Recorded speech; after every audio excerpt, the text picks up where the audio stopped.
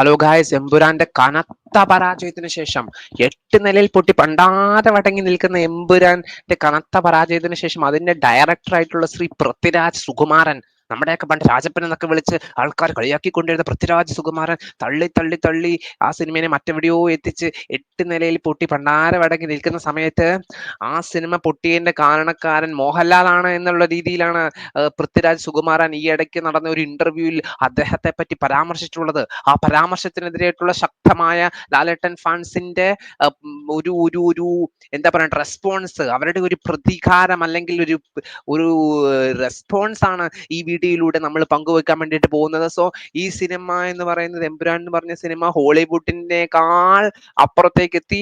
Indian സിനിമയിൽ തന്നെ അല്ലെങ്കിൽ ഇന്ത്യയുടെ സിനിമാ വ്യവസായത്തിൽ തന്നെ ഈ സിനിമ എന്ന് പറയാൻ വേണ്ടി പോകുന്ന എമ്പുരാൻ എന്ന് പറഞ്ഞ ഈ 8 നിലയിൽ പൊട്ടിയ പടം ഏതോ നിലയിൽ എത്തുമെന്നൊക്കെ പറഞ്ഞ് ഇന്റർവ്യൂയിലൂടെ കഴിഞ്ഞ് 1-2 മാസമായിട്ട് തള്ളിക്കൊണ്ട് നടന്നത് പൃഥ്വിരാജ് അവസാനം പടം പൊട്ടിയപ്പോൾ അതെടുത്ത് ലാലേട്ടന്റെ തലയിലേക്ക് വെക്കാൻ വേണ്ടി നോക്കിയ കാര്യമാണ് ഇന്ന് നമ്മളിവിടെ പറയാൻ വേണ്ടി.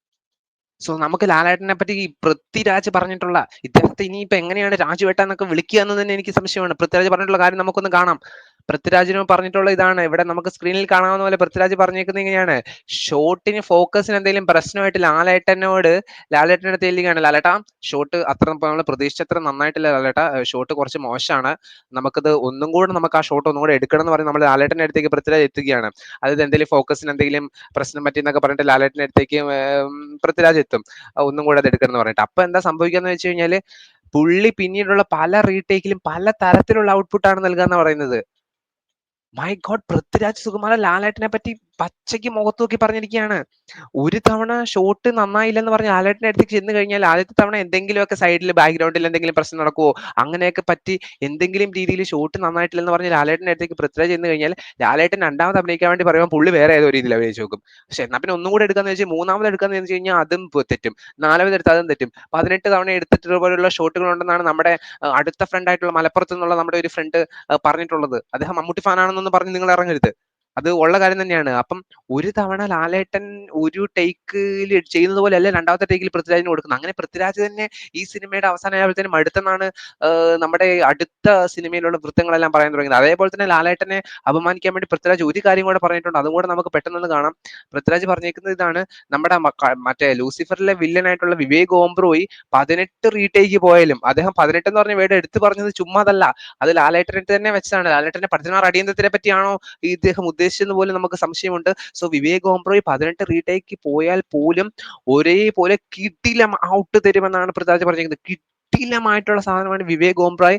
18 അല്ല, 20 അല്ല, എത്ര ടേക്ക് പോയാലും കറക്റ്റ് ആയിട്ട് അതേ പൃഥ്വിരാജ് ഉദ്ദേശിക്കുന്ന അതേ രീതിയിൽ തന്നെയുള്ള ഔട്ട്പുട്ട് തരും എന്നാണ് വിവേക് ഓംബ്രോയിനെ പറ്റി, അതായത് ലൂസിഫറിലെ വില്ലനെ പറ്റി ഇങ്ങനെ ലാലേട്ടനെ കമ്പയർ ചെയ്തേക്കുന്നത് ലൂസിഫറിലെ എവിടെയോ കിടക്കുന്ന ഒരു വില്ലനെ പറ്റിയാണ്. അദ്ദേഹം ലാലേട്ടന്റെ അഭിനയ മുഹൂർത്തത്തിന് മുമ്പിൽ ആരാണ്?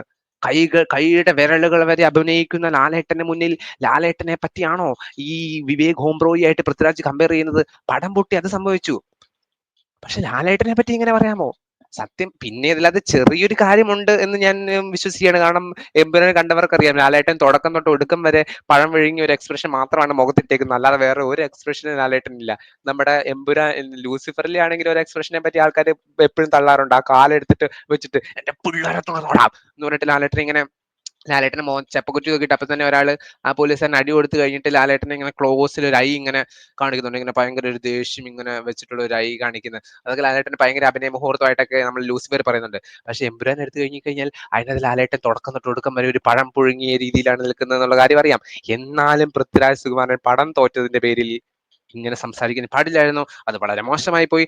ഓൾ കേരള ലാലേട്ടൻ ഫാൻസ് അസോസിയേഷന്റെ ഒരു വ്യക്തി എന്ന നിലയ്ക്ക് ഇതിന് പൃഥ്വിരാജിനോട് ഉള്ള എതിർപ്പ് അറിയിക്കുകയാണ്. ഇനി പൃഥ്വിരാജിന്റെ ഒരു പടം പോലും ആൾക്കാർ കാണരുത്, കാരണം ലാലേട്ടനെയാണ് തൊട്ട് കളിച്ചേക്കുന്നത്. This is not acceptable at all.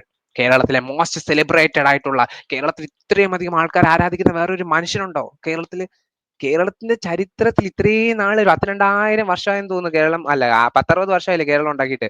അതിനുശേഷം ഇത്രയും സെലിബ്രേറ്റ് ആയിട്ടുള്ള, ഇത്രയും ആൾക്കാർക്ക് ഇഷ്ടപ്പെടുന്ന വേറൊരു മലയാളി ഇല്ല കേരളത്തിൽ. അദ്ദേഹത്തിനെതിരെയാണ് ഇങ്ങനെ ലാലേട്ടനെ പറ്റി പറഞ്ഞിരിക്കുന്നത്, അദ്ദേഹത്തിന് അഭിനയിക്കാൻ അറിയത്തില്ലെന്ന്. പിന്നെ പൃഥ്വിരാജിന്റെ അഭിനയം അതിനകത്ത് കണ്ടായിരുന്നു. പൃഥ്വിരാജ് തുടക്കം തൊട്ട് yes sir, oh no sir, yes ബൈസാബ് എന്ന് പറഞ്ഞിട്ട് നടക്കുന്നതാണ് പൃഥ്വിരാജിന്റെ അഭിനയം. മോഹൻലാൽ എത്ര നന്നായിട്ട് പൃഥ്വിരാജിനെ വെച്ച് അഭിനയിച്ചിട്ടുണ്ട്. സംഭവം പഴം പുഴുങ്ങിയ പോലെയാണ്. ഇതിനകത്ത് എക്സ്പ്രഷൻ ഇടാനൊന്നും ഇല്ലായിരുന്നു. അതുകൊണ്ടാന്നൊക്കെയാണ് പറയുന്നത്. എന്തായാലും വളരെ മോശമായി പോയി.